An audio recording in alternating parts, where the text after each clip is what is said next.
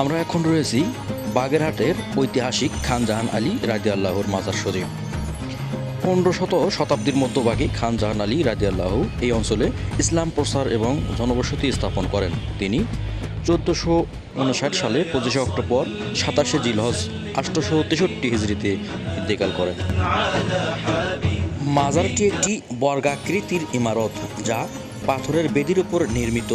এর উপরে একটি গম্বুজ রয়েছে যা সুলতানি স্থাপত্যর নিদর্শন।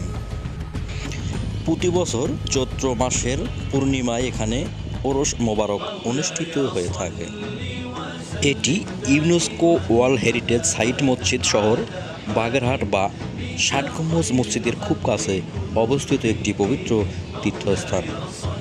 মাজারের দক্ষিণ পাশেই রয়েছে সুবিশাল একটা দিঘি যা ঠাকুর দিঘি নামে পরিচিত। এই দিঘিটি খনন করেছিলেন স্বয়ং খান জাহান আলী রাদিয়াল্লাহু। মাজারটি কেবল একটি সমাধিস্থল নয়, বরং এটি এই অঞ্চলের আধ্যাত্মিক এবং ঐতিহাসিক ঐতিহ্যের প্রতীক। ধন্যবাদ।